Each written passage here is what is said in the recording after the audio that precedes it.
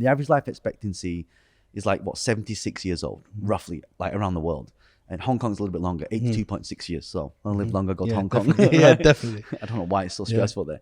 But the key is that if you calculate, and you and I now, we're getting there. So I calculated 24 hours a day, how many hours people have to live, around 3,000 something, okay? But if you're the age of 40, I've calculated it's around 300,000 hours to live. So if we get a calculator or a countdown time and we put 300,000 and click start, anytime I want to do something now, I don't go, I'll put it off tomorrow. I'm like, okay, how much time? Okay, let's do it now. Yeah. So people need to have a sense of urgency. Urgency and accountability to the time that's dripping away. Yeah. Yeah. Because when they look at it and they're just like, oh shit, that was about 4,000 the other day. Yeah. Have you ever seen that film with Justin Timberlake? Yeah, the time one. Yeah. You got a timer on there, right? It's like it's counting down. Yeah, but if it was like that film, I'd just go and murder someone and take their time. I'd just be like, T2. Oh, I got another hour left. Yeah.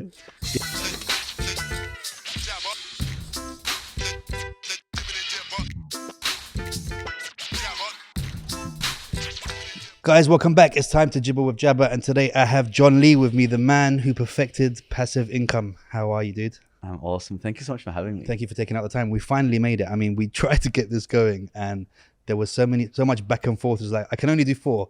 Actually, maybe 4:30. And I'd be like, yeah, no problem. And it's like, actually, can you do 5? And then maybe we could do that. How's it going? It's doing awesome. Back in Dubai again?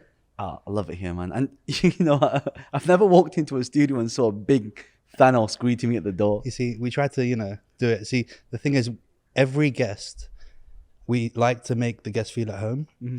So because I knew you liked Marvel, an hour before you came here, we shipped all of this Marvel stuff in here. So if someone's a florist, this place would just be flowers and stuff before. So we had to quickly do it. So that's why I had to delay the kickoff to get you, because we didn't have Thanos up yet. Do you know what I mean?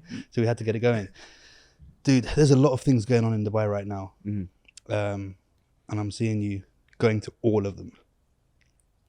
Marketing, social media, all of that stuff, getting involved. How important is that in what you do?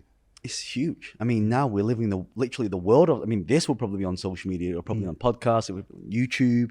So what I realize now, AJ, is that people, for businesses especially, a lot of people are now quitting their jobs. You look at what's happened in the US, millions of people just, like we call it, the Great Depression. This is now the Great Resignation. I have friends who are on 6-figure salaries taking pay cuts. And why are you taking a pay cut? Because now this new world of the creator, the influencer. Look, we're born in pretty much the same year, and you probably have the same upbringing as me. Go to school, get a job, work for somebody else, become a doctor and a lawyer, an accountant. I was going to touch on that we grew up with that, like Arabs, Asians, we all have that same thing, right? It's like our parents have predetermined our lives for us. Mm-hmm. Which is not how we do it now, kind of thing, right? Right, and you've got 3 kids now. Yeah. So what do our kids spend most time doing? It's literally this, right? Mm. So when you ask kids what they want to be now, what do you think they say? YouTuber, influencer, I want to be famous. And okay, that may not be a great aspiration, but when, in my days, and you'll know this, that, the old Street Fighter 2, Hadouken, the Mortal Kombats, finish him. Yeah. That was my era. And my parents always said to me, you should stop playing those games. Why? You need to study. But now people get paid 6 figures to play games. Mm-hmm. So you ask me why it's important. The whole world is changing now. How people used to do things 5 or 10 years ago is very different to how it's doing now. And the next 5 years as well, the way things are changing with crypto and all that stuff. NFTs? It's crazy. NFT, yeah. I just revealed a couple of my NFTs today that I wanted to, when you buy one and then you're waiting for the reveal and you're just like, this is taking ages. I want to see if I got a rare one or whatever. Quite funny, I got like the second rarest one out of the whole thing. So I was just like, yep, that's good for me. I'm lucky with that. So let's talk about the Eureka moment that you had because a lot of people don't have a Eureka moment where they're just like, hold on a minute, this is not the life that I want to lead. And B, a lot of people have 6 or 7 Eureka moments and don't stick to one and stay consistent with it. So how did it happen with you when you were just like, nah, I'm not doing this? So I come from a Chinese background, which means that the traditional method is either you go to school, get a job, work for somebody else, or you take over the Chinese takeaway, the family business.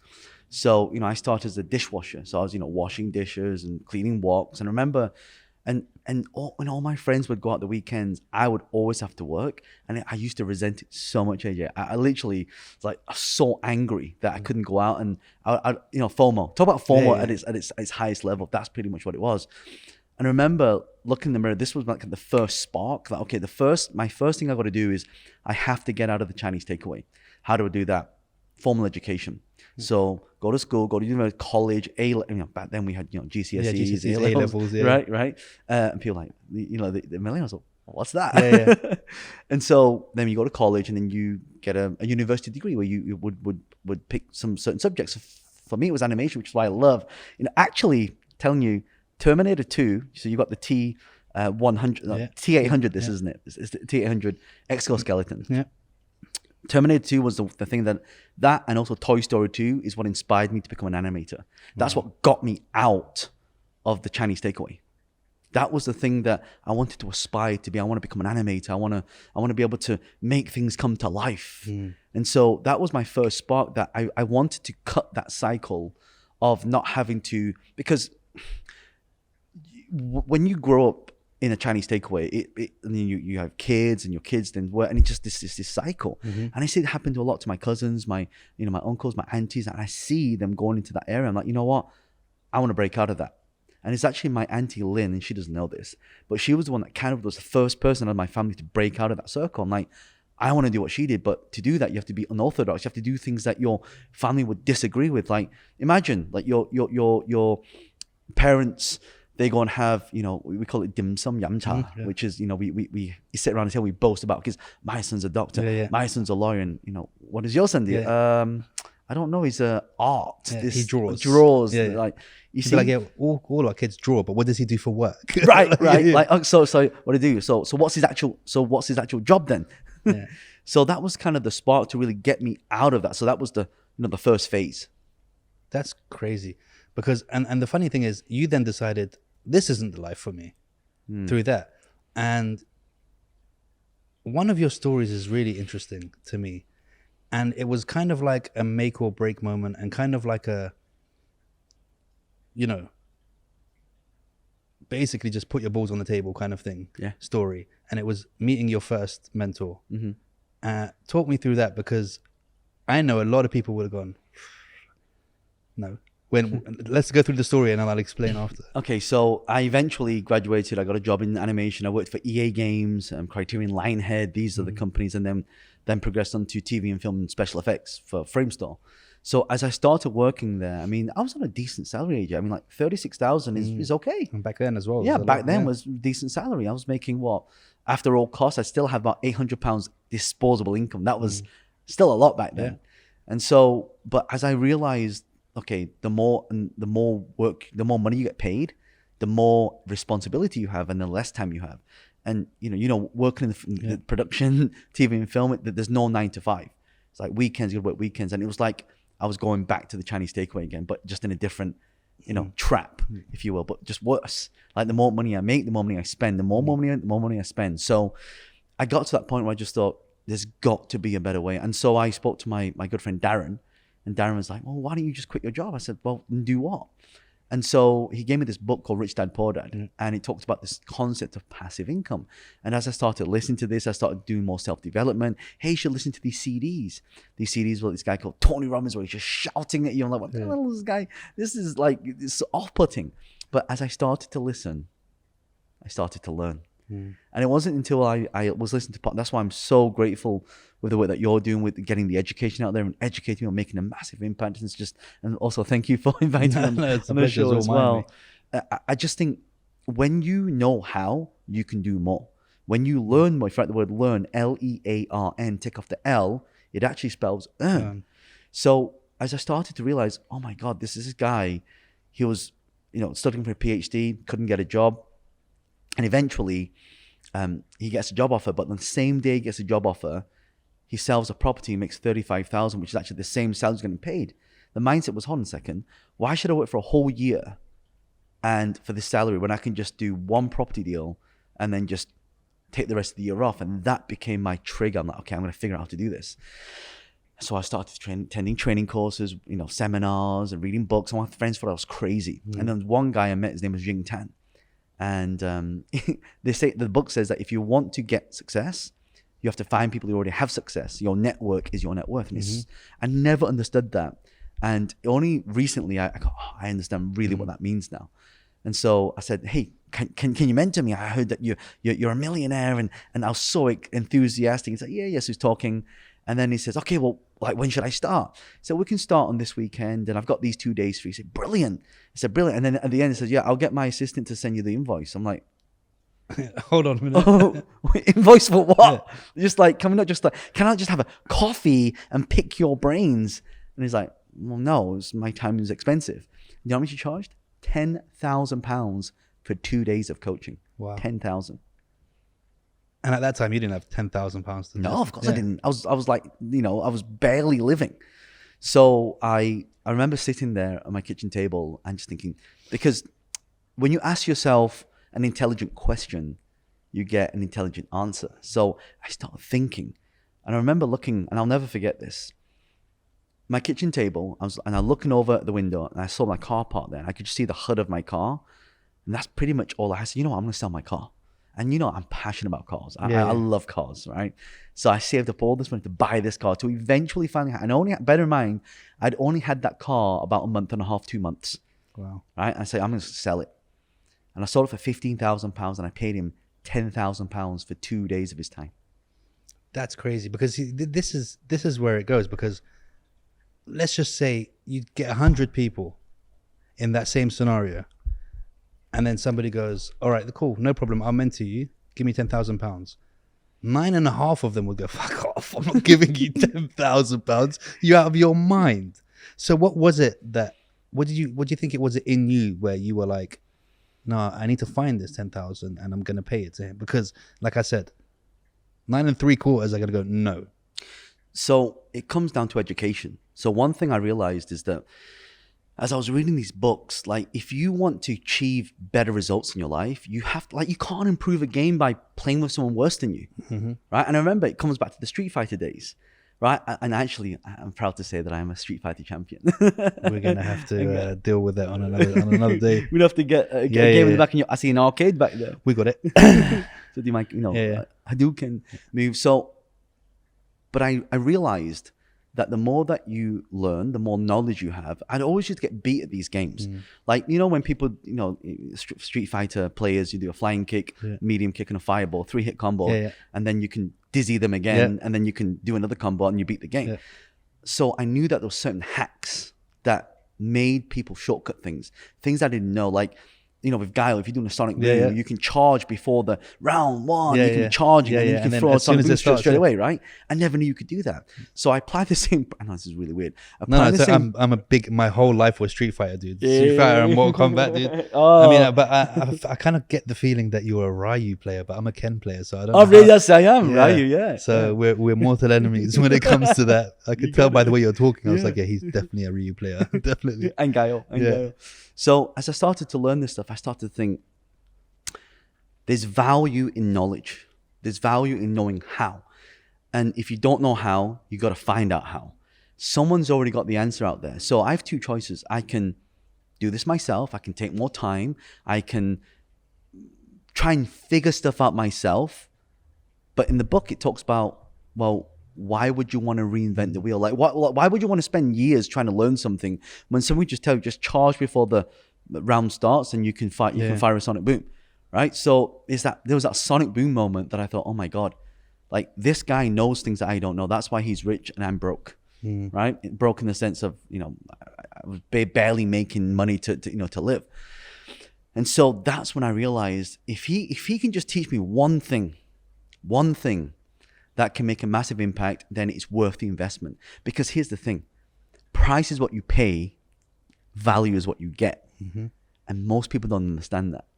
They say, well, it's too expensive. Like, one thing I know about, because I study a lot of rich people, and what I realize is that they, like, when someone tells you about an investment, you say, oh, how much is it going to be? Oh, you have to put a couple $100,000 in this.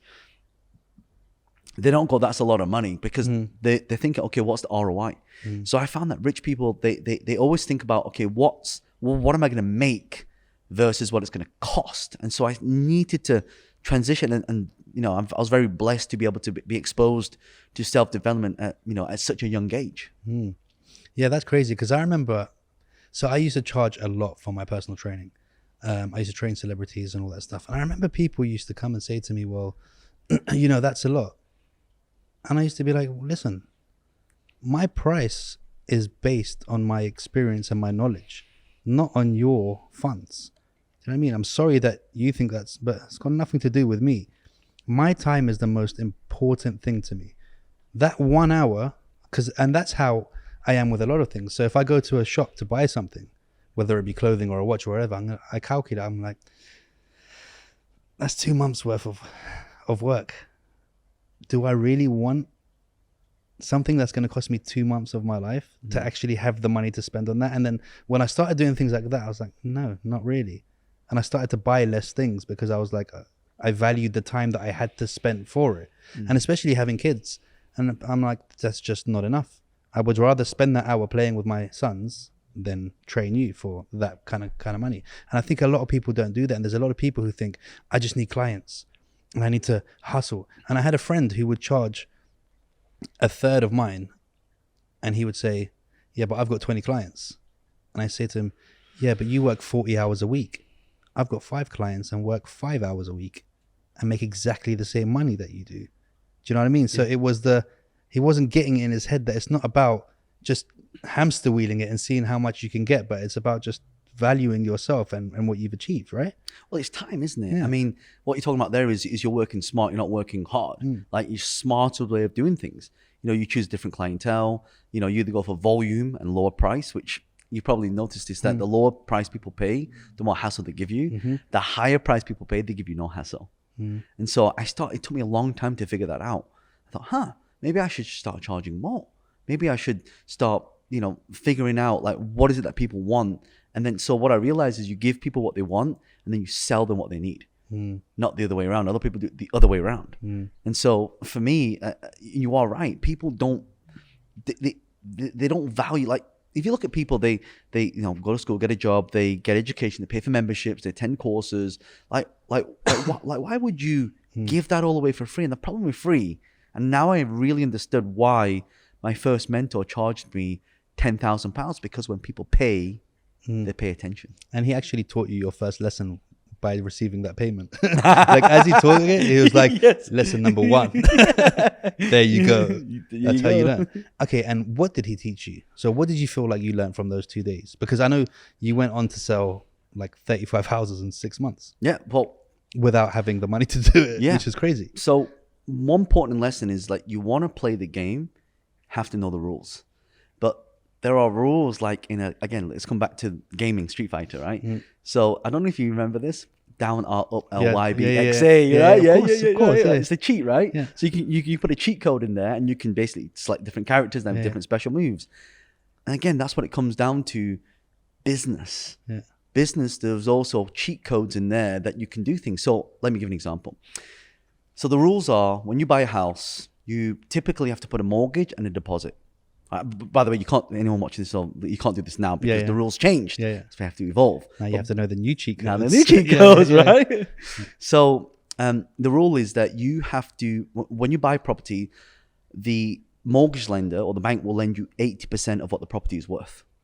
Okay, so if let's keep figures simple. If it's house worth 100, the bank will give you 80, which is 80%, right? And you put 20%, which is 20,000. What if you could buy a property for 80,000 cash, but you can buy it below the market value? So you're buying it for 80,000, but it's worth 100. So what does that mean? That means that you have to put in your 20. There you go. Yeah. I go to the bank, they give me 80%, which is my 80 grand back, which actually wasn't mine. I got it from somebody else. I could pay them a little bit of commission, and now I've got a property that's renting, that's making cash flow. So why doesn't everybody know this?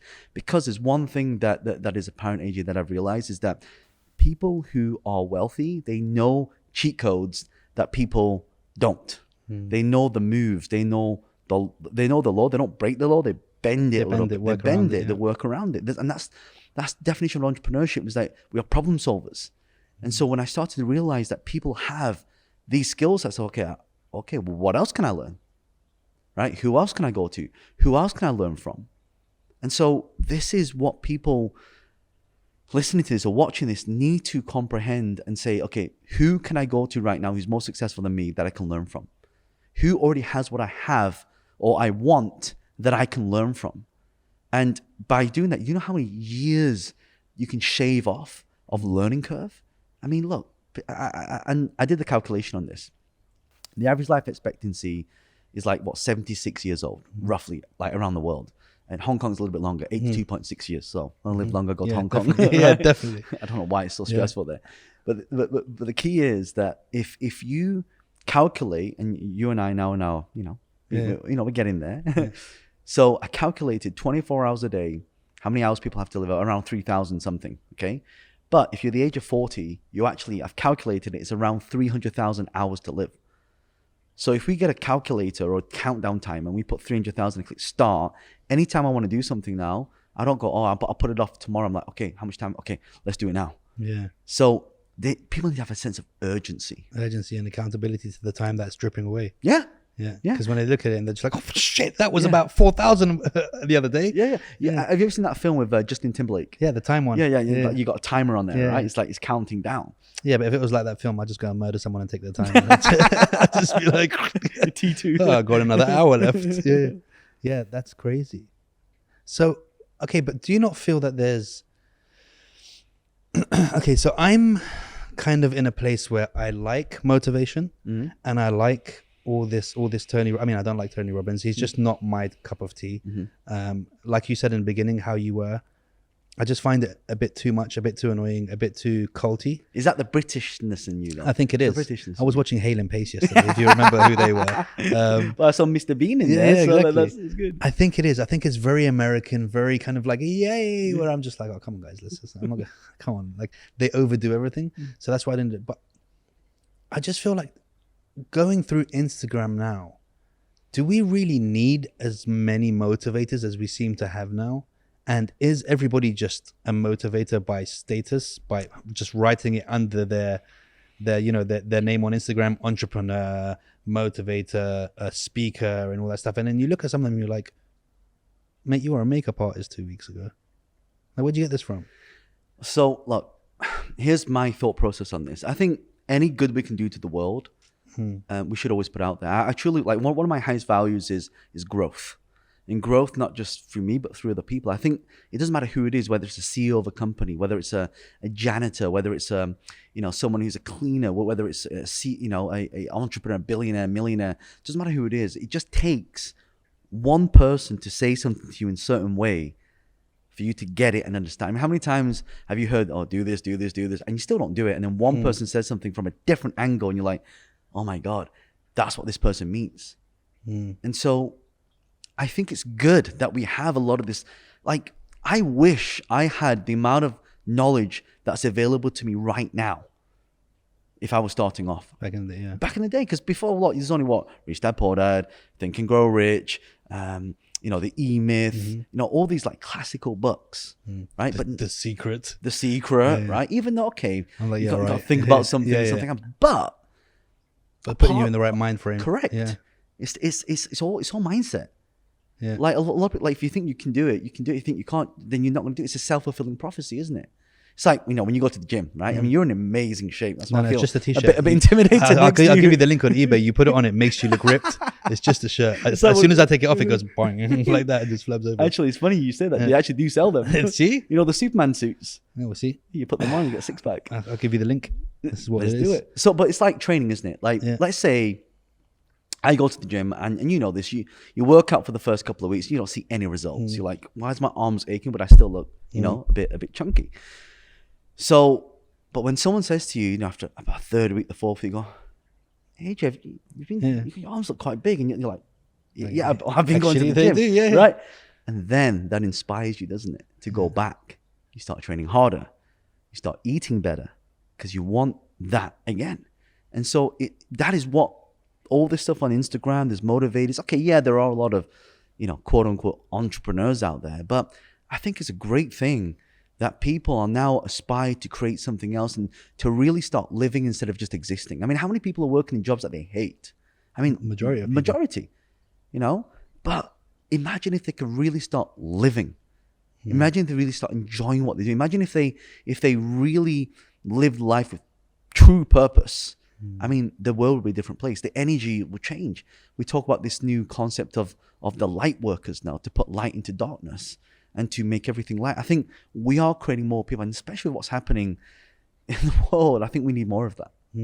Thanks for a very beautiful answer that made me look like a dick for the statement I made. No, before. but no. Okay, but you're not the first. But let me rephrase that. How do you fizzle out who to listen to and who to not to? Because there are a lot of Tinder Swindler entrepreneurs out there that will, pay for my course and do this. How do you fizzle out between those people who all of a sudden have become a mentor and those who aren't?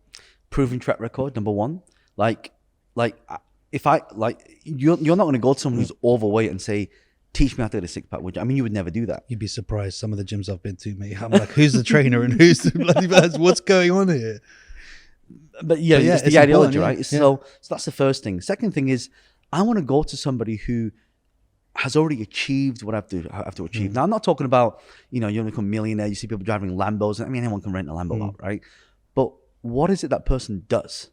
Talk to them, listen to them, get educated. That's why education is important, because education, if someone's BSing or not. When someone comes to me for social media marketing, I can tell within the first 10 20 minutes of speaking to them by asking them certain questions whether they really do know what they're talking about. Right? And a lot of people come to me and say, oh, John, we've hired this agency. We spent 20,000 this month. We've got 0 results. I said, how many impressions are you getting? What audience they're targeting? How much is the cost per click? How much is the cost per conversion? The cost per lead? Right? What's your conversion rate on that? So they don't have the vocabulary to understand that. That's why you need to get educated first, right? It's not just rushing in to get a mentor. Now, how did I know Ying was really good? Because a lot of people, every time I said I wanted to find someone to do this, to teach me, he would then, a lot of people would mention his name. It keeps popping up. His name keeps coming. Okay, so let's see what this guy has to say. So I go on, I have a conversation with him. He's mentoring, he's coaching me. And I think this guy really knows what he's talking about. And so we also have to create that, what we call the results in advance. I think, you look at things like Clubhouse, right? A lot of people are talking on there. You don't know who's real, who's not. But honestly, like when voice comes out, that does this person really know what they're talking about? And you can hear it. You can hear in the pauses. You can hear in the tone of voice as well. Once you start to know those tonalities and stuff, you can know who's mugging you off and who's not for sure. Yeah. That's great. So where did you go from selling houses to being on stage with the likes of Branson and Clinton and these things? And how did you accept your progression? Did you ever have any imposter syndrome or anything like that where you were like, this is weird. I'm glad I'm here, but I'm definitely not supposed to be. If I tell you this, you won't believe. Like I do, when I was a kid, I used to have a stutter. That's how I used to speak. So it was a real confidence hit for me. So as I started doing this stuff, like people would ask me, hey, because the one thing I would say to people, don't tell people what you do, show them what you do. Like let your results do all the talking. And so as I started to do that, people who used to like nag at me before, this is it doesn't work and this is not going to work and blah, blah, blah. Like, I don't want to justify myself anymore. I just let people see what I do, and if they like what I do, they come to me. So those people that said, oh yeah, you can't do it, suddenly come back and say, I always knew you had the potential. Those type of people, right? And so more and more people kept coming to asking me, oh, John, I'm looking to buy a house. I know you're in property right now. Can you just give me some advice on this? And then one person would speak to another person, until such point, people kept asking me about, oh, let's go for coffee and come prick your brains. And I spent more time going for coffees than I would be spending time in my business. And then you were like, sure, £10,000. I should have, right? Yeah. So then I created like a little report and I wrote down all the questions about how do you find deals, how do you finance them, how do you find investors, what's the best place to invest in. Some FAQs. Pretty much. Yeah. And it was like a little guide, like a piece of paper. So now when people come to me, I say, you know what? Just read this. Yeah. But don't waste my time. Read this. It wasn't quite like that. I just wanted to work a little bit smarter. So then, interesting, this report started getting passed around. Okay. And I get a phone call one day from a guy called Steve Foley, and he said, hey, John, I read your report. Would you mind doing a talk to my community, to my property networking event? I'm like, Steve, I'm not a speaker. He said, just come and just talk about this report because I think it's very fascinating. So I show up, there's like 6 people there. It's not like now we have thousands of people, it's like 6 people. So I'm like, okay, what do I do? So I take this report out and I just start reading it. And after I get kind of used to it. So I don't think any of it at the time, but about 2 weeks later, I get another phone call from a guy called Just Want Right. And he runs, I mean, at the time I didn't know, but he runs a massive property event. So he said, I heard you spoke at Steve's event and, could you come to my event? I said, yeah, sure. The other one was pretty easy. I go there, AJ, and the car park's full. I'm like, I must be on a wedding on here. Suddenly the starts coming back. I'm like, oh, okay. I said, my name is John Lee. I'm the guest speaker for tonight. Could you tell me where it is? Oh, it's just through that room there. I said, where the wedding is? Where the wedding is? Oh, that's the event. I'm like, when my mouth starts getting dry, my hand starts getting sweaty. And I said to Justin, I said, hey, you didn't tell me there's all these people. Oh, yeah, John, every month we get 250 people here. I start to panic. I'm like, okay. So I start to prepare myself. I go to the toilet and, and this how he goes like, please welcome to the stage, Mr. John Lee. And everyone's like, yeah. I'm like, and so everyone sits down and I take out this report and I just start reading. And as my nerves start to disappear, I start getting into it. I start getting into this flow. And so about 10 minutes into it, I kind of get into it. And it's not as bad as I thought it was. But here's the interesting thing. At the end of this event, someone came up to me and they asked me, he said, hey, John, that report you're reading, how much is it? I said, I don't know, £47. The guy takes his wallet out, gives me £50 and gives it to keep the change. That's when I realized I know things in my head that people value more than I do. That was a big lesson for me. And because of that, I then started creating more content. People would take videos, they put it on social media, they would send it to me, it would get shared, people started reading it. And then I put my, some videos on YouTube. And then because of that, I then got a book deal. Wow. Right? Someone sent me a message for a couple of years in now.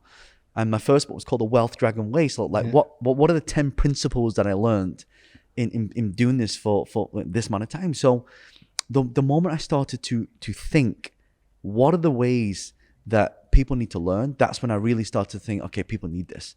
And then because of that book deal, people start posting videos, the content, social media, Facebook, and then now 6 million followers on later. It's kind of how it all started. And is that how you went on to the Wealth Dragons, the company itself? Yeah. And what was that? What did you have in mind when you first opened that? Was it kind of like you realized? So funny because I'll never get this moment. Like the way we came up with that name, and I was like, that's such a sucky name. Like it sounds so cheesy, right? And because we're in property, we said we should. And I said to my business partner Vincent, I said, we should call it Property Dragons, right? And you know what he said to me? He said, well, that's great, but the problem with that is it niches you too much. So he said we should call it Wealth Dragons.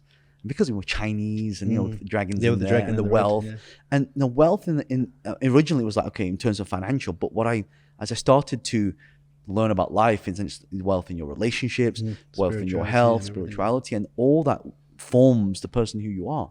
And so that's how we came up with the name. And what was your basis of what you wanted to do for people? Because obviously it's difficult.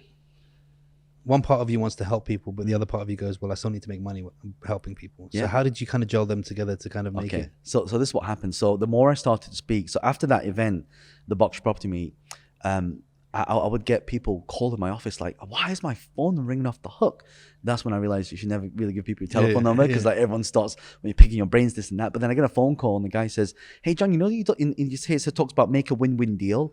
I've got a deal, but I'm not really that good at negotiation. Can you negotiate it for me? I said, well, I've not really done this before. Yeah, but you've done these deals. Like, just do what you do with my deal. I said, okay. And he said to me, how much do you charge for that service? I'm like, 47 quid. I was like, and I just looked down. I just, when you're doing property deals, you write down all your figures. I just saw like £1,000. Like, £1,000, right? And he said, done. I'm like, what? Yeah. You give me £1,000 to make a phone call? And then because of that worked out approximately like 1% of the deal because the deal price, the property price was quite cheap then. So of course they were willing to pay that. So then I got this reputation of becoming a property deal closer. Yeah. So and then this person would tell this person would tell, and every day I'll be making these phone calls. I'm like, hold on a second, I'm making more money from this than actually the rental that's coming in. I thought, then I learned about something, ecosystems. By speaking, I get people coming to me. So instead of me having to go and knock on people's doors, everyone's knocking on my door. I thought, wouldn't it be great if I could just partner with people on this? Where I could do some, in the property world, we call it joint ventures, JVs, right? So I thought, you know what? Next time you come to me for a deal, I don't want any fee. I just want a part of the deal, right? And so most people said no, but a few people would say yes. And that's why I met my business partner, Vincent Wong. He actually owned a property website where people, you know, when people, have you ever heard of a website called We Buy Any Car? Yeah. Basically, he had the We Buy Any House, a property version of that. I mean, it wasn't that name, but it was a similar concept where people would go online, they would type in "sell my house fast." His website would come up, and it was like your first name, last name, email address, telephone number, and it was a really smart way actually, because you don't have to go to agents, you go direct to the seller, right? And that's how he's doing a lot of deals. And so when I met him, I actually met him at that Box Property event. And I said, I want to help you with deals, but I want to do some kind of partnership. Like, how can we work? Like, what can I do for you right now that can really add value to your life? And he said, you know, I've got all these deals. I don't want to buy them outside. You can take the ones that I don't want. He was sending me hundreds and hundreds and hundreds of, and he was generating thousands of these. And the ones, I'd get all the scraps, but the scraps still had meat on them. Yeah. Right? So I earned the trust. I did a lot of negotiation, and then that's where we kind of formed together. And so why did we form Wealth, like, you know, all the seminars and the workshops? Is because one day I just said, oh, maybe like all these people keep asking us, maybe we should just send an email out, you know, to our database. And at the time it was only like 2,500, 3,500 actually, including because I had a list of 1,000, yeah, 2,500. So we just combine them together. You can't do that now because it's a whole data thing. But back then, that you know, that's pretty much what we did.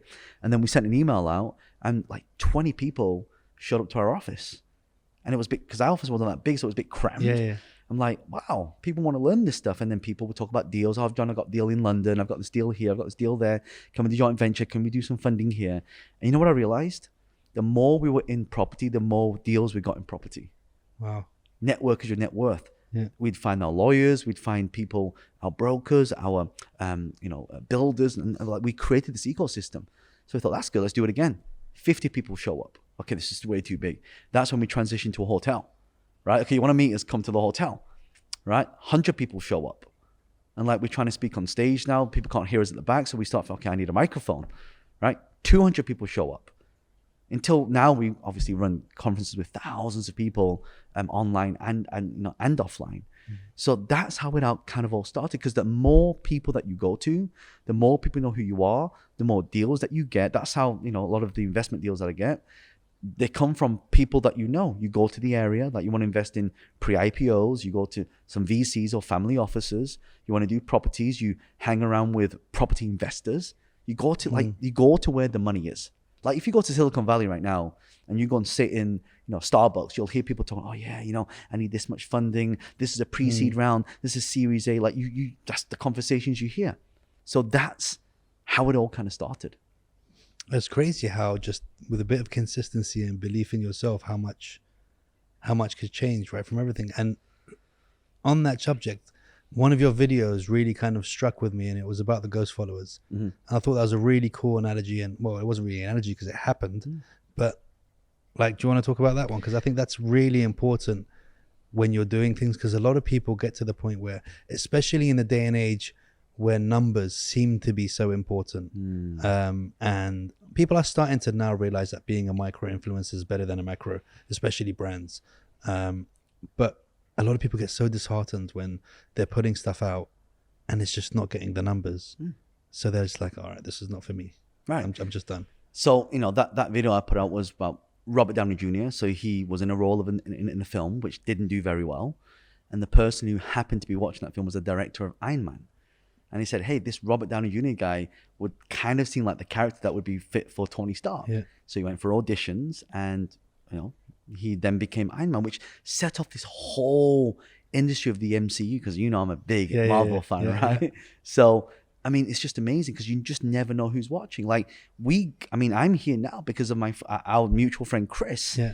he said, hey, bro, I'm got too much happening right now. Don't have time, but, definitely speak to AJ. I'll put you in touch. And this is how we came here. It's insane. Just like that. Even with Thaddeus, like I didn't know you two were friends. Right. So I messaged Thaddeus, and then you were like, hey, listen, I'm going to bring somebody really cool to come and meet you. And as soon as you got out of the car, I was like, yeah, check your DMs, dude. Like kind of thing. But it just shows how that if you keep doing things a certain way and you keep consistent, and even, one way or another, you'll get to where you need to get. It might be from some very random connection that you have from someone else. My first deal was like that. Yeah. So, I joined a property networking event. I had to pay £3,500 to enter it because I thought there was a lot of property investors. One of my first deal was £85,000. So, but it was worth a lot more than that. But I didn't have £85,000. So I met a lady called Karen Rutter. And she said, look, I don't have the money, but I know somebody who does. So she introduced me to a lady called Shirley, who was a multi-millionaire. And that's how I got the money. She gave me the money to buy the property. So it's one contact to another contact. This is where I learned the lesson. It's not who you know, but it's who knows you. But there's a third part of that, which is who they know. So sometimes, this is why, I'm in Dubai right now, and we're here chilling. But it came from a question of, okay, like, who else do you know? Oh yeah, I know AJ. He's got an amazing show. You should definitely check it out. It's amazing. And so that's why I'm here. Yeah, it really is, and it goes down to that old kind of. I was always raised with listen, be as kind to the janitor as to the rich kid. That whatever, like don't befriend people because you think there's something in it, because you never know who could be who. And if you genuinely live your life like that, and you're always coming from a place of love, no matter who you're kind of dealing with, then you never know. I got a perfect story of that for here in Dubai. So I spoke for one of the biggest, I won't mention the names, but I spoke for one of the biggest promoters, same promoters as Tony Robbins, right? And this company had, and this was like over a decade ago, and this company had a really sweet AV person, her name was Lynette. But she left the company, and then she moved to a company here in Dubai, which I'm sure you know which company I'm talking about. So they run big, huge events here. Big, thousands of people. And one day I get a phone call, right? Or actually a DM on Facebook, and it's Lynette. It said, hey, John, are you free on this date? I said, what do you mean? Are you free on this date? Oh, like one of our speakers has dropped out, and I've just spoken to our manager and our speakers liaison, and I told them about you, and we'd love to have you come. And so from one relationship years ago till now, with one of the biggest promoters here in Dubai, I think the biggest promoter when it comes to the self-development space with self-help, I managed to get a spot on that. Right? From one contact who was an AV person, the person miking me up, to now remembering who I was, to now referring me. And I can't tell you the amount of times that this has happened. So you are right. It's like you got to treat everyone with respect. You got to, like when I go for like dinners and meetings, I see how people treat the waiters. People, are they tipping? Are they rude to them? Because if they're rude to them, then they'll be rude. Or like, people, this is the worst. So if someone tries to get me on a show, typically if I don't know that person personally, I say, okay, my publicist is here. Here's the email. And they'll be so rude to my team. I'm like, and my team will send me the message and say, do you know that guy? That's what they've wrote. Like, I'm like, okay, just say no. Not just that. What an idiot way of going around things is like, if you're going to be rude to somebody's team, their team is their core. Do you know what I mean? That's their family. Do you know what I mean? If anything, you should be nice to them. Do you know what I mean? But this is the thing. And I think there's a big problem with people being extra nice to people because of their status or because of what they think they can get out of it. And this is not an argument, a conversation I had with my wife and a friend, and I'm going to get a lot of slack for this right now. Did you see the Tinder Swindler? Yes, I did. Okay. Now, fair enough. He did his thing and he robbed them or whatever, and he did that.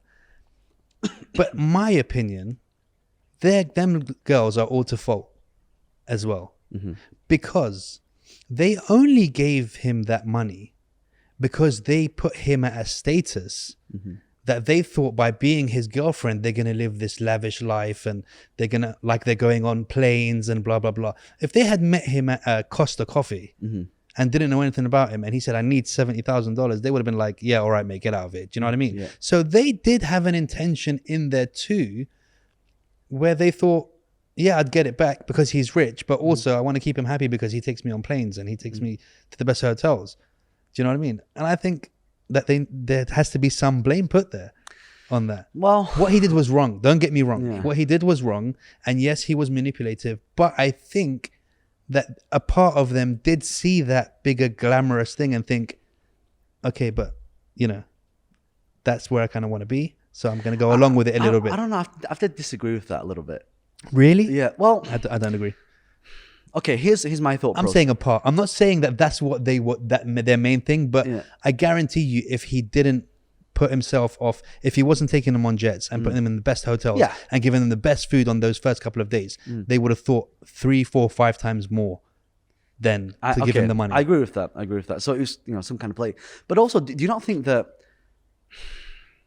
Okay, people need a certain level of intelligence, a certain level of way of being, and so yes, I agree that people need to do their due diligence. They need to, but just sometimes, and we're playing with human emotions here. You can't, if you fall in, if you can't stop yourself from love, you can't control it. You can't control, when you meet somebody and you get that attraction and it just happens, you can't switch it off. There's no switch to switch it off. There's a difference between meeting someone when you're out bowling, seeing them from across the room and there's just an energy about them, and then going on a Tinder profile and seeing a yacht and I'm the son of a diamond dealer, a giant, and blah blah blah. That slightly kind of changes the whole thing. Okay, yeah, I get what you mean. Do you see what I'm saying? Yeah, I see it from that point of view. I'm glad that he didn't make me look too bad on that one, because if anyone says anything, he agrees with me. And what you were saying earlier about the whole, people need to, I think people don't appreciate themselves. They kind of do have that imposter syndrome, and they don't appreciate, maybe not appreciate, but they forget that the time and effort they put into their craft.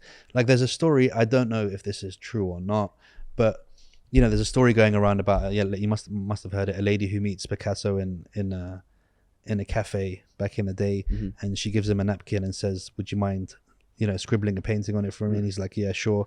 He does it, and then he says to her, it's going to cost you this much. And she says to him, but it only took you 5 minutes. And he says, yeah, to you it only took me 5 minutes. This took me 25 years. If it only takes 5 minutes, then do it yourself, kind of thing. And I think people need to appreciate and understand that they've put the time in for that, and sometimes they forget that, I think, and they give away too much for free.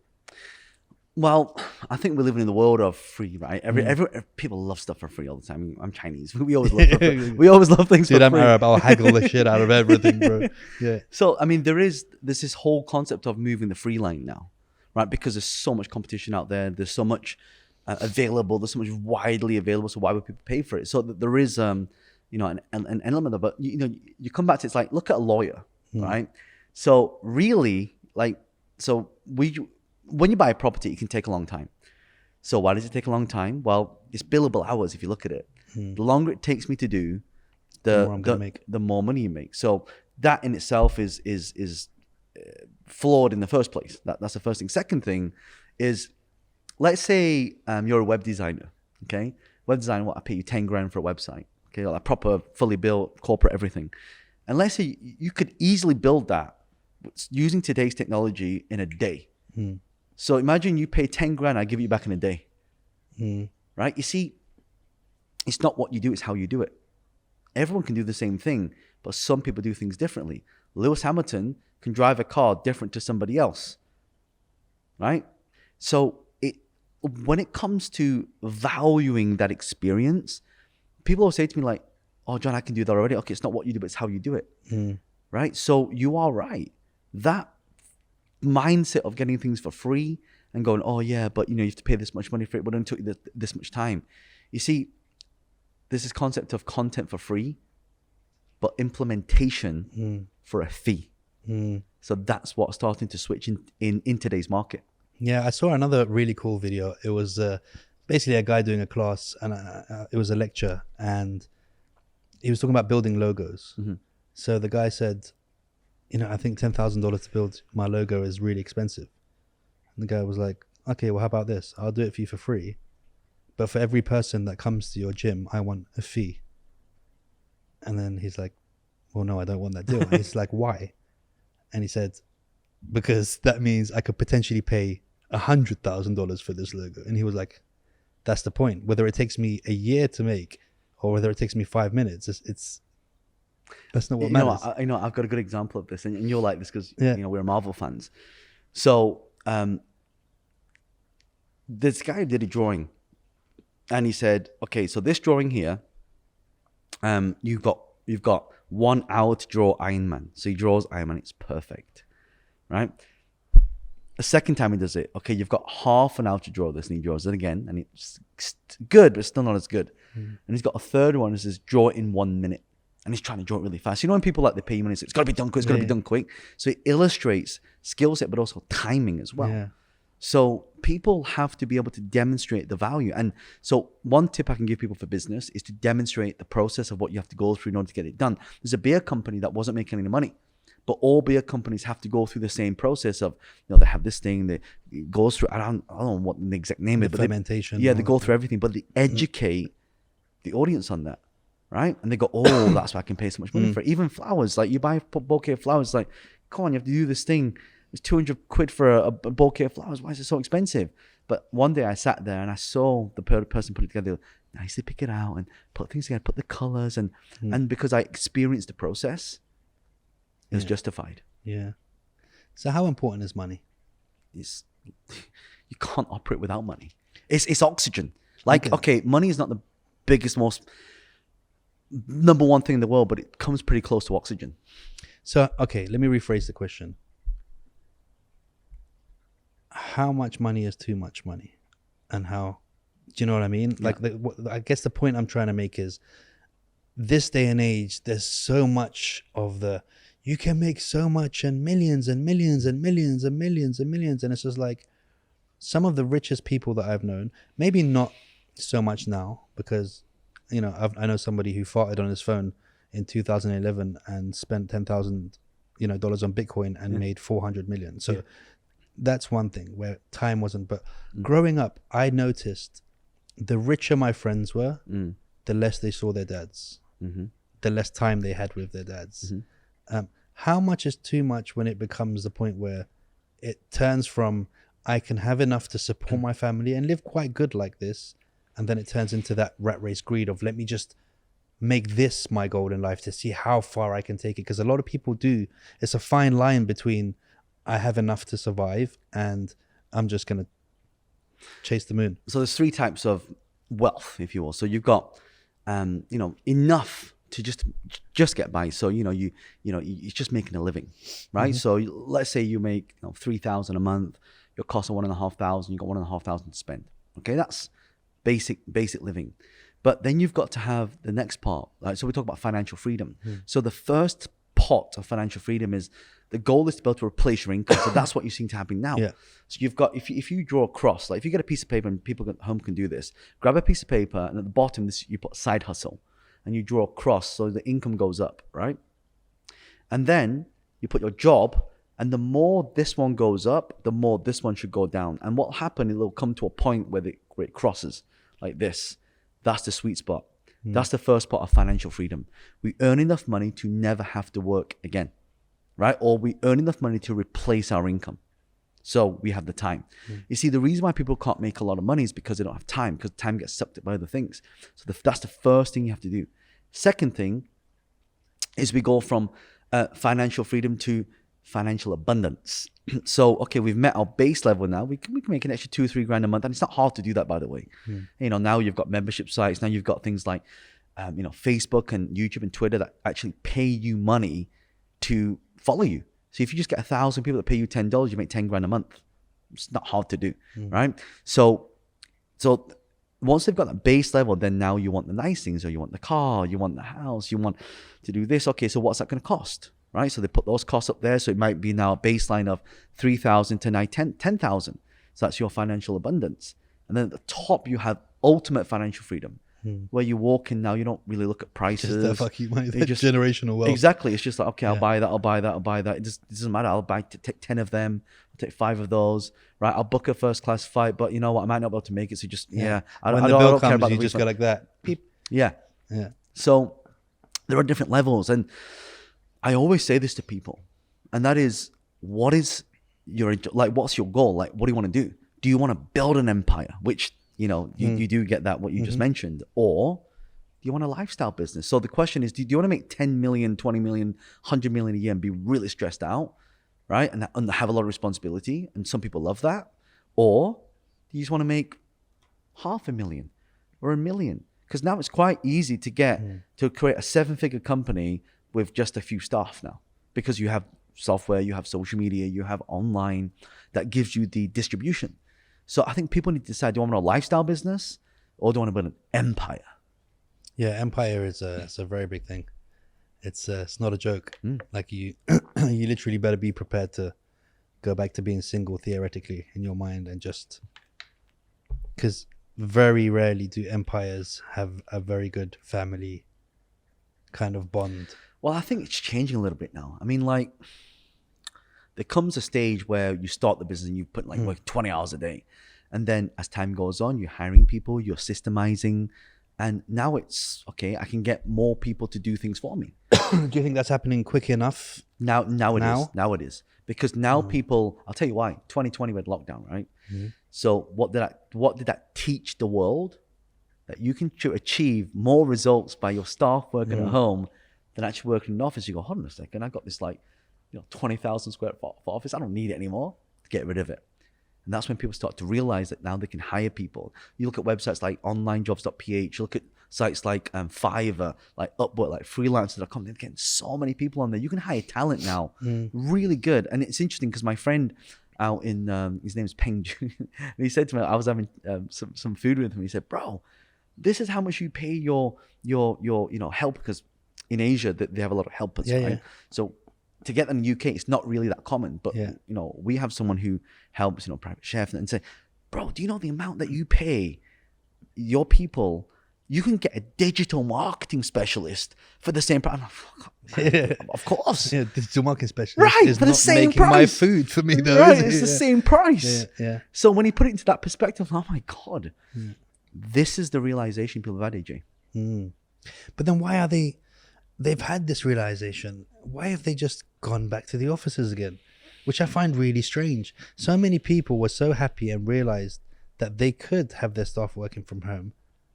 But it's just like they just want to punish them. They're just like, no, back to the office now. Well, that's why you've had the Great Resignation. Millions of people quitting their jobs. Like a lot of people are taking pay cuts now to do this side hustle. It's become the norm now. Like people don't just have one job anymore. So what do you do? I do this, I do this, I do this, I do this, I do this. Yeah. I do a lot of things. I do a bit of this on the side, do this at the weekends, this during a bit of freelance work. People started to realize that, oh my God, like any one time something can happen and you lose your job. Millions of people lost their job. So that's why now you look at crypto, you look at NFTs, you look at that whole thing that's happening around the digital, the Mentorverse. We're now launching, the Mentorverse, which is really helping people, learn these things. It's the evolution of what I think the world needs. So let's talk about Memby. Well, how did that come across, or where'd you get that idea from?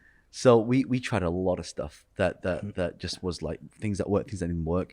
I was in Hong Kong and I was going to make a keynote, and this guy, he's worth 350 million. I said, bro, tell me your secret.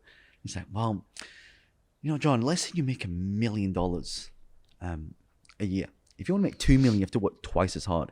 You want to make 4 million, you have to work 4 times as hard. And as he started to speak, I started to understand what he was saying. And he said, let me give you 3 letters, ARR. So what's that? Annual recurring revenue. I said, what does that mean? He said, if you look at companies like Netflix has something called a PE ratio, meaning for every dollar it earns, it actually earns like multiple dollars of that because it's worth more online.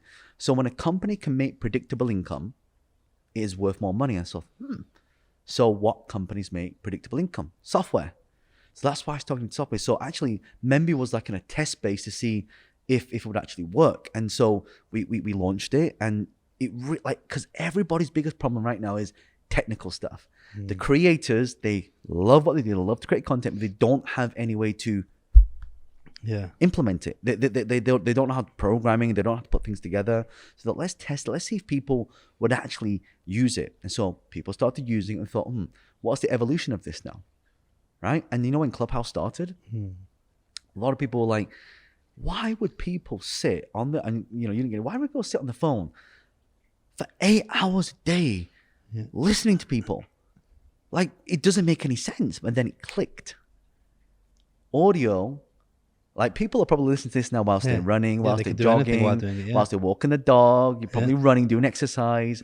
You know, when you're in sleeping bed, like, audio format has no friction. Like, you know, okay, I've got makeup on now because you had the lovely lady put makeup on me. That's why I look so nice with the skin. But with audio, I can wake up, I can have scruffy hair, I can be in my pajamas, and bang, I can have people listening to me now. Yeah. And you look at the likes of, so, you know, I just met LinkedIn and Facebook and all the people who are in Dubai. Guess what? They're all doing audio platforms now. So you know what I did? I bought 5 phones. So, you know, like if I'm in Clubhouse now, I can. So you're just going on all of them at the same time. Literally, I've got this with phones like this. Like, this one's for Facebook, this one's for Twitter, this one's for Twitter Spaces, for LinkedIn Audio. It's called live, and just talk. Wow. So I'm multi-streaming at the same time. It's the same effort. The effort it takes me to talk into one phone is the same to go to 10 phones. That's crazy. So now I'll tell you why that is important. Because one of the things I realize, I always try and figure out what is it that people want and what do they need. What they want is, especially creators now, they want to make money. I know people have got millions of followers, but they don't make any money or very little money. So I thought, what if I create something, a software that I can put on the phone? So we created, you know, the Mentorverse, which is a thing called iMentors. And iMentors is, let's say I want to ask you a question. I say, AJ, I text you a question. I see you got this amazing podcast, and I know you got so big so quick. How did you do it? Bang, you get a message. And then I reply, a message from John Lee. £10,000. You don't reply, but here's the thing. So you click reply, you click record. Well, John, the reason I was able to create this is because of blah, blah, blah. And you let go. I get the message now and I click listen. But guess what? Can't listen to it unless I pay you money. Wow. So this is the Mentorverse. That's even worse. Having the answer right there. Right. And going, this could be something so important. Or he could have just accidentally farted and sent it back to me. But yeah, that's so smart, because once the voice note's there, the eagerness of them wanting to know the answer to their question. Yeah. And how much are they paying for these answers, depending on the person, right? Well, we're sort of developing it now, so the beta version will be coming out soon. So watch this space. Well, you know how much I charge for my answers? £10,000. Yeah, that's going to be like the thing. But it also depends who you are, experience you've got, the credibility you have. If you're unknown, that's why personal branding is so important. Yeah. If you're unknown, then you don't get anything. But when you're branded, you can charge more. Like, let's say we could get someone like Richard Branson on there, or Elon Musk on there. How much would you pay to ask Elon Musk a question about something, you know, fascinating? To be honest, most people would just be asking him stupid stuff just to get an answer from him anyway. Well, there you go. Yeah. There you go. So this is what we are working on. That's how Memory is now evolved to iMentors. It's kind of like a cameo for smart people. For people who, do you know what I mean? It's like a learning cameo kind of thing. We're always looking like if Clubhouse and Cameo was to have a baby, it'd probably be iMentors. Dude, that's insane. How do you feel, honest opinion, about crypto and NFTs right now? Honest opinion. My honest opinion. You know, when new things come out, it's the wild, wild west. Right? And especially, you know, here in Dubai, it's crazy. And there's like conferences with thousands of people everywhere. So I always say this. My personal opinion is nothing works until it works. Okay. Nothing works until it works. What does that mean? That means I test. If it doesn't work, I'm okay. Right? That's why people, when we talk about money, they need to split the money into 5 pots. Let's say you make 5,000, put 1,000 into play. You can spend it anything you want. Investment, so you can invest. Because a lot of people take all the money and invest in one thing, and it goes bust, and they lost everything. So you need to have a pot for that. Then you've got your giving, so to do philanthropy work, your education, and your savings. You split it into 5 pots. And if you do it like that, you'll never have to worry about things like that. So you just take a punt, right? So for example, there's a company that I've invested in. I'll tell you after the show ends, and you'll know which company when I tell you what it is. But when here's the concept. Whenever you get wild, wild west, when everyone is digging for gold, you sell the spades. And when I tell you which company it is, you go, oh my God, brother, how did you get into that? Yeah. Right? So that is the concept. So that's how I feel about this. And do I invest in NFTs? Of course I do. Do I invest in crypto? Of course I do. But it's just a punt. I just like, okay, just put some money in. Obviously get some education. I have to speak to my friends about this, see how you do that topping strategy, the floor and ceiling strategy. You still got to get education on there. But my personal opinion is that don't invest in things you don't understand. Educate yourself. Right? I mean, it's like people go, oh yeah, I'll put some money in first, and if it does well, then that's good. That's like saying, hey, I want to jump out of the plane, and if I survive, then I'll come for you. It doesn't make sense. Which now we come full circle back to education. So I truly believe that blockchain is an amazing piece of technology.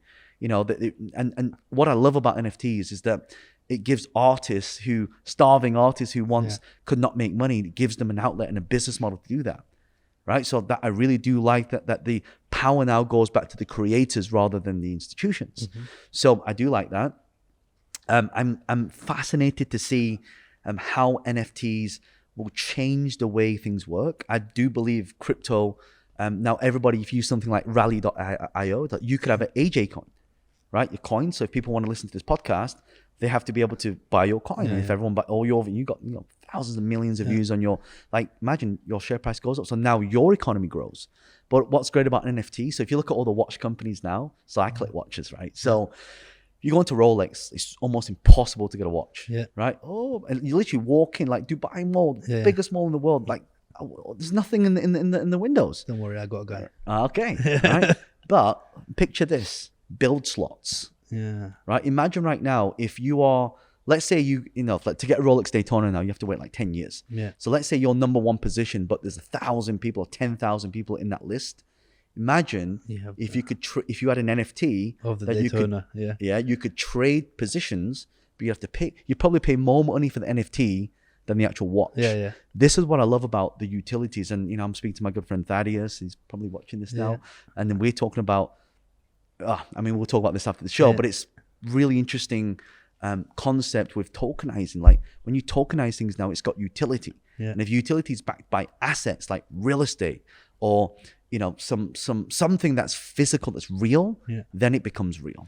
Utility is amazing. And even with just like shows like this, podcasts and all of that stuff, the use case, for example, of me making an NFT and then saying, look, I'm going to do a couple of rare traits. Anyone that has that gets to advertise once a month on the show. Like if you think about it, how many brands would either want to buy that or want to get it? They never know which one they get. But how that can make someone else money by them happening to have it because it went out randomly. And then that third person can make money off a brand that's like, hey, listen, we want to advertise. We'll buy that NFT off you for so-and-so, knowing that they'll save so much money from advertising for free. I've got it. That kind of thing. Yeah, and I think that's amazing. And adding to that, what if like my 6 million people that will watch this, you send this, I'll send it out to my community. What if one person from my community could own this episode? Yeah, exactly. It's their NFT. There's so many different ways. Like, for example, knowing a guest is coming and you could get to meet the guest and so many random, come and watch an episode live like Thaddeus says. There's so many random things. I think the NFT world is crazy. I really do like it. Yeah, and also to say that you've got a jacuzzi back there, right? Yeah, but that's private. They're not allowed in that. That's only for us lot, mate. It's just for us. We've got to keep something for ourselves, right? Yeah, but imagine if they bought that NFT, they own the episode, they can come in live, they can meet the guest, right? And I think it's incredible. So that part, the utility, the real case, the life, real world. That's what I'm excited about. Yeah, I think that's what excites me. I mean, there's a couple of NFTs going on now. Like one of them that I'm a part of. Something as simple as they had 10 tickets. Shout out to Greedy Gramps. 10 tickets to go to the Tiesto concert, and it was like special tickets kind of thing. And just having an NFT just got you that. Do you know what I mean? Yeah. You didn't have to worry about whether you could get them, whether they sold out or whatever. That was there for you. So these kind of real life kind of things, it's incredible to see the future of where they could possibly go. Yeah. Kings of Leon did that as well. Yeah. You get front row seats, and you go backstage, you can meet them, you can hang jam with them. That's crazy. Imagine a Marvel one where you could be on set as an extra in a Marvel movie. That's what I love about this. Copyrights. You have to come and speak to us if you want to take that. Yeah. But the power goes back to the creator. That's what I love about it. You know, it's not monopolized. It's not like it decentralizes everything. So everyone, it levels the playing field. Yeah. And that's what I'm excited for the communities. Wow, that's incredible. Dude, what kind of advice would you give to people who are wanting to kind of better themselves, wanting to get in? I mean, obviously you cannot say to them, get into real estate, because some people just might not have the bandwidth for it or whatever. But what steps do you think people could take to really change in their lives for the better? Well, first of all, I always come back to education, right? There are two types of education. Formal, which goes to university, get a degree. And I think that's important, but I'm not telling people to not do that. I think I'm going to send my kids, they will go through that whole education system. But a lot of people, when they graduate, they stop their education, which leads to the second part, which is self-education. So my biggest advice for people is always get self-education. I don't care what it is. You need to carry on growing this.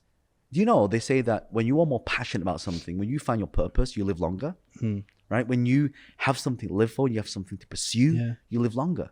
But it's almost like when people graduate, you know, they die at the age of 21 and get buried when they're about 80. Yeah. So this is what I really want this for the world, to be able to find this stuff. So my advice is always get not just formal education, but also invest in yourself. When's the last time you chucked 10 grand into yourself? People go and spend 10 grand on a car, on stupid stuff that is a liability. But, you know, now, you know, people, you can have watches and cars, but that's not the flex anymore. The flex is this. Yeah. It's what's in here. Yeah, that's so true. And you see, you know what? It's quite funny that you said that, because it's true. Certain people actually physically, literally die when they retire.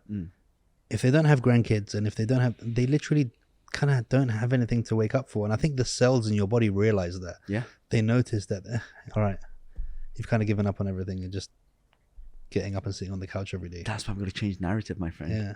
Like, we got to give people, like, and I don't think I'll ever retire. Yeah. But that's because you love what you do. Yeah. You know, choose a job you love and you'll never work a day in your life. That's so true. Exactly what my mum said to me. Yeah. That's Confucius, that is. I love Confucius. Yeah.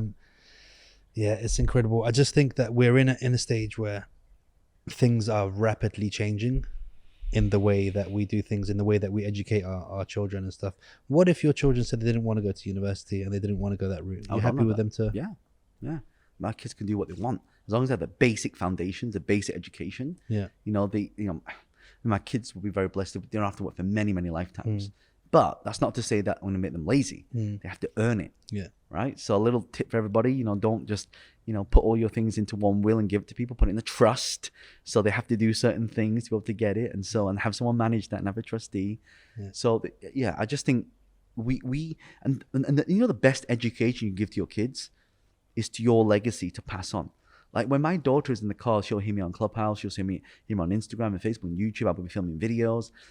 And instinctively that goes in. Yeah. Right. That's one of the reasons why I wrote the books, because when I'm not here, my daughter can read the book and they can learn this stuff. And then, and you know what I did? I put all my marketing knowledge I created something called JL.club, right? It's basically my whole knowledge with all of my marketing strategies in there. So eventually, if my daughter wants to create a business, I say, you know what, honey, go through this.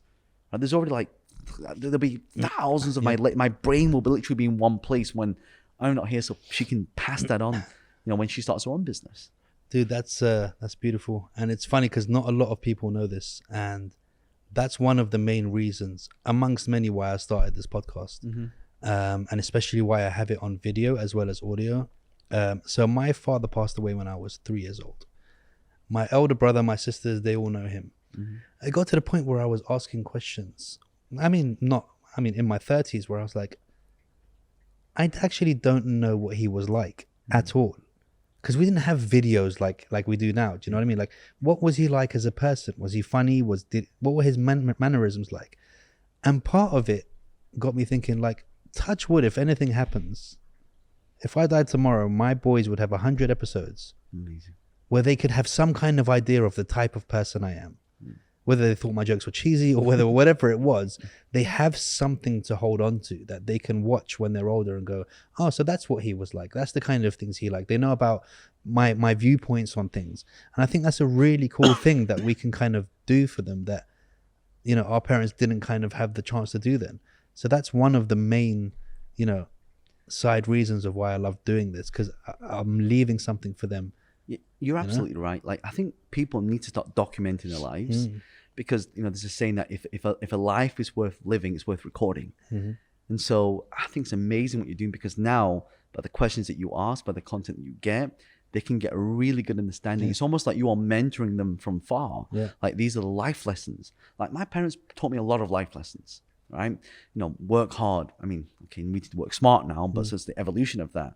But when people go through what you've created here, and you look at the speed at which they're able to shortcut a lot of those things, right? So they don't have to learn everything themselves. They go, oh, daddy talked about this, and daddy's lessons were this, and the lessons were this. Like, they can go through it and they can archive their thing. Imagine in the future, if they can take every single episode, like say, you can up to 1,000 episodes. They can take all your podcasts, they can put that into artificial intelligence that creates you. And have you seen Black Mirror? You seen Black Mirror? It'll be like that.